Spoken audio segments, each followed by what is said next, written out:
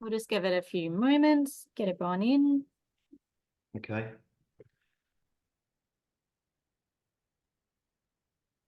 Will you do the intro to me, guys? Yes. Yep, cool.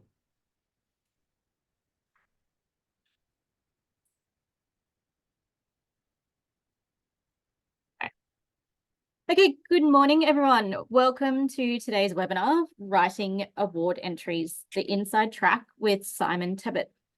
Today, you're listening in using your computer speaker system by default.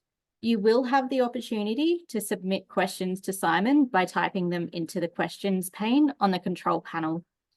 You may send in your questions at any time, and we will collect these and address them during the Q&A session at the end. Just a little about Simon. He has worked on both client and agency sides here in Australia and in his native UK. His early days were spent on the shop floor for Marks and Spencer and Sainsbury, an experience he still values today. Simon arrived in Australia in 2004 for a 2-year stint, but he's still here. He has worked at large advertising agencies, including BMF, heading up the Aldi account, and M&C Saatchi heading up the Woolworths account. He shares a love of retail. In 2015, Simon left his role as head of strategy within Dentsu Aegis to set up his own business called Lockstock. He also works for Canon Australia as a copywriter. Simon has judged numerous awards, including 10 years with APPA, and has written over 150 award entries. Simon, I'll hand it over to you. Okay, thanks guys. Thanks very much, and morning everybody. Hope all is well. Good time and coming into the weekend. So look, I'm going to go through this pretty quickly. There's a lot of common sense in here, but and what I've done is I've generalized a little bit to make a point. I've exaggerated a few things as well to make a point, but let me take you through this. I think that the first thing, can we move? I can't move it on. There we go. The first thing is standout. And I think when you start with your entry, just really think why it's going to win. What are the 2-3 things that really stand out with the entry? Because these are the key sound bites. I think the thing you've got to remember is judges are looking at maybe 1,000 words in every entry. And we want to make sure that we keep them entertained, and we make sure that they take out these 3 or 4 key things. I think what's good is anything that's unique. So if it is at first, if it's the biggest, it's the most innovative. So these finite comments always help to actually lift the entry and make it stand out. I think the other thing is don't be afraid to make them smile. You know, again, we're sitting there reading through numerous entries. Anything that just makes you smile, a bit of gentle humor, always helps and gives it a little bit of standout. The next thing really is a few things. It's the who, the why, the how, and the who, actually. The why, I think, is something that is often missed with APPA, and I think it's hard sometimes, is because you're providing a promotional incentive, you don't always know why it's being done. So if you can find out from the client what the catalyst is for the promotional product, is it to incentivize a purchase? Is it to just talk about a brand promise, message, sponsorship, etc.? So if you can find out exactly why we're doing this, then it puts the whole activity into context. The how is something that actually is really well written, I always think, with APPA entries, because you're so close to it, how you source materials, safety checks, the design, the production, and the testing, any sustainability issues are really good. So, but it's very different from the how. So the balance has got to be right. I think the other thing that's important, I've got to be careful here, but it is actually the who, and think about who should write the entry.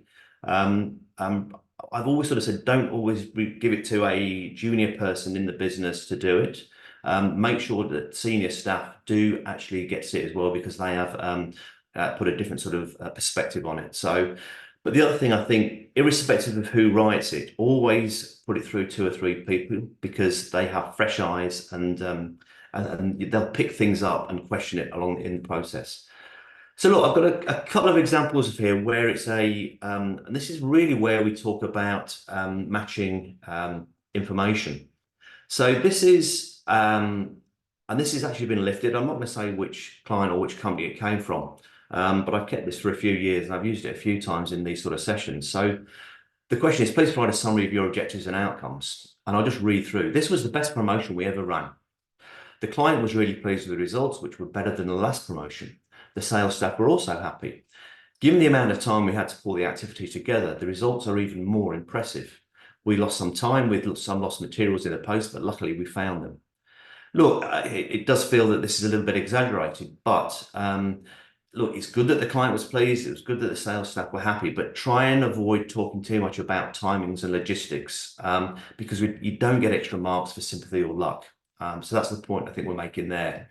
So it's a little bit colloquial.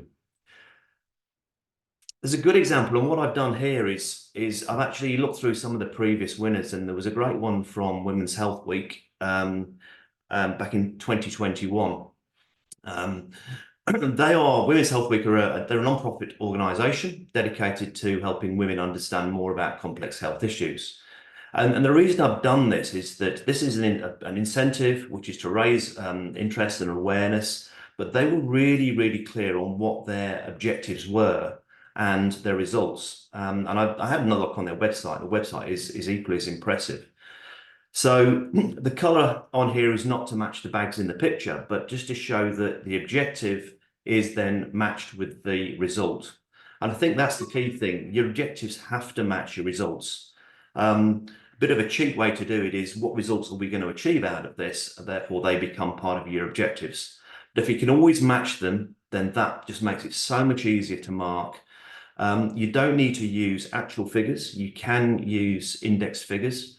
But either way, as I said, it makes it easy to judge, and it gets a massive tick. I think a lot of entries do fall down sometimes on the results. The one thing that we're always very conscious of, particularly with APPA, because quite often there might be a campaign that's going out, and this is a product that is produced at the end to help out or to be part of that campaign. And it's not always easy to find, to get sales figures, and sales figures might not be relevant. So what we've got here, we've got a number of criteria that you can use as a process of change. So what has changed as a result of doing this activity? So if you can't get sales figures or customers numbers or distribution, it could be you did a similar promotion last year and then we've done a larger order this year. It could be visits to the website. It could be how many more emails were responded to, how much more real estate that you actually achieved. And then I think this will actually help create your objectives at the same time. This bit is it's a bit obvious, but there's a few key things. I think less is more. Within the entry sheet itself, it does give you guidance in terms of how many words you've got to use. And I think the first thing to say is, don't feel you have to use all the words and fill it all up, because what tends to happen is you do tend to repeat a little bit, sentences get a bit long, and it just doesn't help. So keep sentences short and punchy. They're far easier to read and comprehend. And as I said, don't feel you have to use the full word allowance, particularly if your objectives are clear, then your results will match it. So don't feel you have to overdo it. Use spell check, please. Everybody loves to spot a typo. And I do confess, even when I'm judging, when I see a mistake, I thought, someone's not read it, looks like it, checked it. So it's a perception thing, but it does help, I think, with the judges. They like to see that everything's been read through and checked. The other thing is about tone, and keep everything upbeat and very positive, because that's contagious for a judge. A judge will feel how it's been written. And as I said, don't be afraid to add a little bit of emotion or humour. And I'll come on to emotion in a bit and how we add that and how we can build language. But remember, the judge is a human being. He's not a machine. He's reading 20 or 30 entries. So just try and keep it positive, and you'll take him along with you, him or her with you. Answer the question. Look, I've seen this a lot where people have taken a presentation or a case study and just dropped it into the entry form without really answering the question. So my what I'm saying here is basically make sure that you repeat the question almost within your entry. So spin it, make it relevant, make it fit. Okay, so that and the other thing is if you enter more than one category with the same activity or the same promotional product, then make sure you tailor it to that category. Brand relevance. Look, if there is something within the promotional product that is relevant to the brand, be the brand message, look and feel, etc., try and add that in as well, because that just gives you extra marks. It's not always easy. It's not critical, but it does actually help.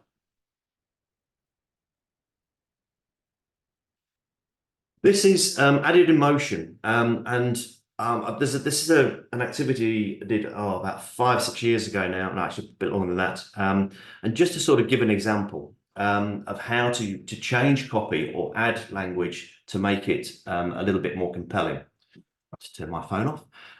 So this is a promotion that ran in New Zealand for a brand called TUI, where you basically drink the beer, you buy the T-shirt. So in this case, the T-shirt is the promotional product, and you could catch $1 million. What I've done here is I've given you the original sort of copy that was written for this, and I'll read through it. And then I'm going to show you how we've actually built it and given it a bit more emotion to make it more powerful and, frankly, more fun to read. So, TUI, a famous beer from New Zealand, was experiencing declining sales. It had an old-fashioned image, and premium beers were attacking mainstream beers. We knew we had to respond with impact. So basically, the brand was having problems. We had to do something. They tied it with Cricket New Zealand to create Catch a Million, an idea that allowed the crowd to participate in the game. When a six was hit and the ball was caught in the crowd, the winner could win part of $1 million. So buy the beer, wear the distinct orange T-shirt to the game, then catch the ball one-handed and win a share of $1 million. So that's I think, a pretty good summation of exactly what this is all about. But what I've done here is, and the lines we've tried to, like I say, add a bit more emotion and just frankly a bit more fun and easier to read, and people will get it. And it's a little bit exaggerated. I make no excuse for that. But we've got TUI, the lovable local beer in New Zealand, was in trouble. So that's really impactful. Its advertising lacked punch and connectivity, seemingly stuck in the past. Help! Exclamation mark. Mainstream beers were also in serious decline as the newer and frankly sexier premium beers were hitting the market. Action wasn't desirable, it was critical. So again, it's, look, this beer wasn't going to go out of business, but when you write an entry, be as creative and be as impactful as possible to make it stand out.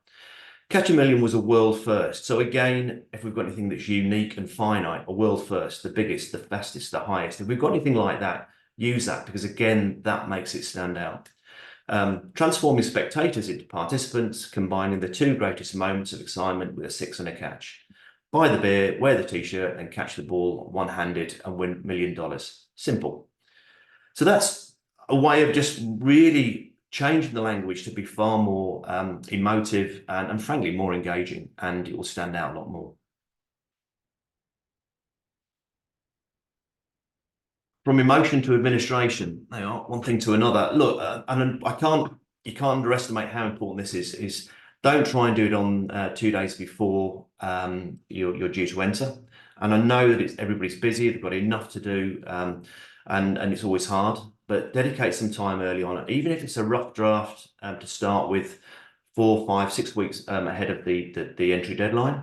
And then just, I think, share it with other people, get fresh eyes. I always find it takes about 6 attempts to get it right.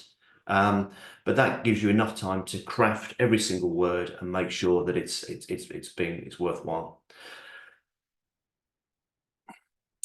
Yeah, a little bit dangerous, this one, but finally, client input. I've had a number of occasions when writing awards where clients have wanted to add parts of the activity, promotion, the product, and they very often see it through a different lens. So try not to let them get too involved if you can, because they do see it differently. Clearly, you need some support from them. You'll need facts and figures and assistance, but try not to allow them to write it, because they will actually change it. I'm not sure it's always for the better. Unless, of course, they're on this webinar and they're learning at the same time. So finally, just a quick summary, and hopefully it all made sense. So understand the balance between the why and the how.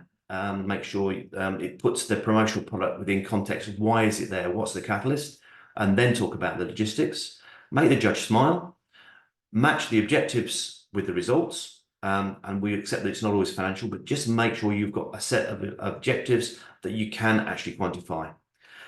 Always answer the question. Don't just leave a case study and drop it into an entry. Tailor it to the category if you're in more than one category. Be careful about who you leave the responsibility to write this in isolation. But as I've said, the more people that can see it, the better.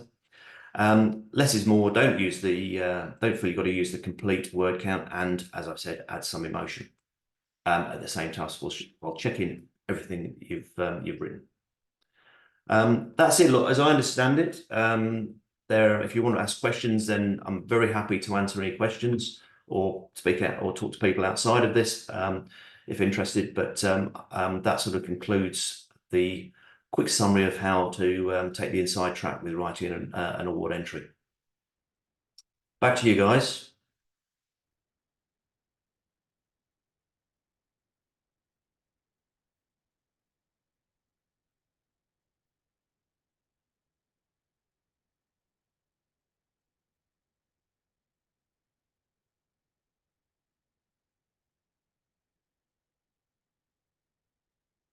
Okay.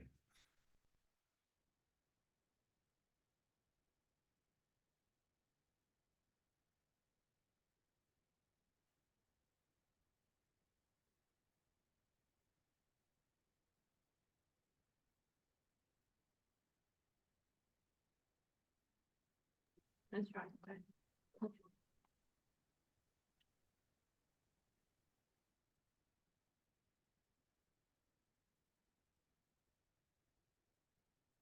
Okay, I'm back. I think somebody might be on mute.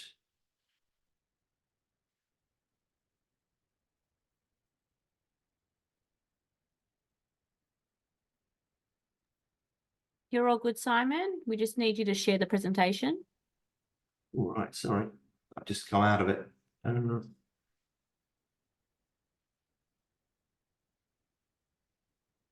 There we go.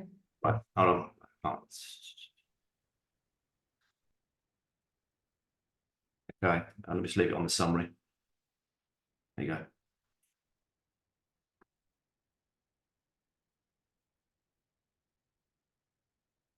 go. Was there anything any questions anybody's got? Because obviously I'm more than happy to answer those. I'm not sure how you can send those through to me, but more than happy to sort of answer any questions.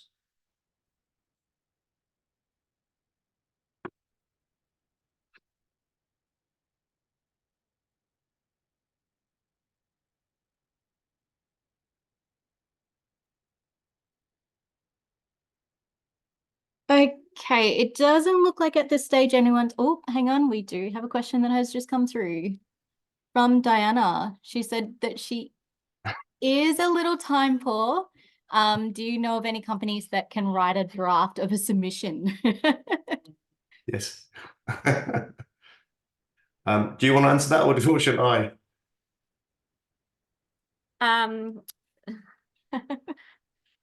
You can answer it, Simon. I think moving forward, we're more than happy to offer our members with some contact details of a company that can obviously write submissions.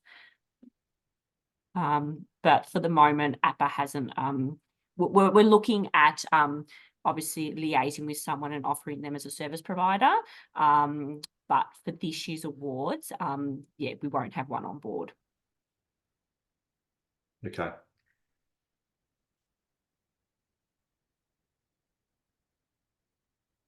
Okay, well, thank you, Simon, for presenting this fantastic webinar to our members.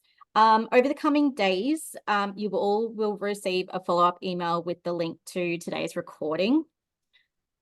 The PowerPoint presentation and all the relevant information I'll send, and we'll also include Simon's email address as part of this email. Oh, sorry, there is one. There is a great question, and ironically, thanks, Alex, for that. And ironically, this was something we have discussed a fair bit already. So look, AI, I've got a very firm view on AI because I use it as a copywriter as well. AI is, I've used ChatGPT a lot. There's other models that you can use. It's great to get things started. It's good for structure, but don't rely on AI completely. AI can be used, but then you've got to have a human being to actually craft it and make it work. So by all means, use it. I do, but don't let it be don't be a slave to it. You've really got to make it work for you. The problem with AI, I find, is that it uses lots of superlatives. It doesn't understand tone. It doesn't understand humor. It will get there. It will get better and better. But my view is that at the moment, it needs you need both artificial intelligence and human intelligence to make it work.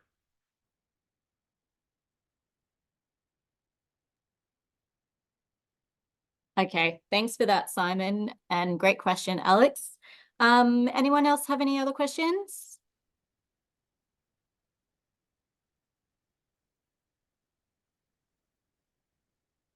Okay, well, on behalf of Simon and APPA, thank you all for joining us today. And yeah, we hope you all have a great afternoon. Thanks, guys. Good weekend. Thanks, Simon. See ya.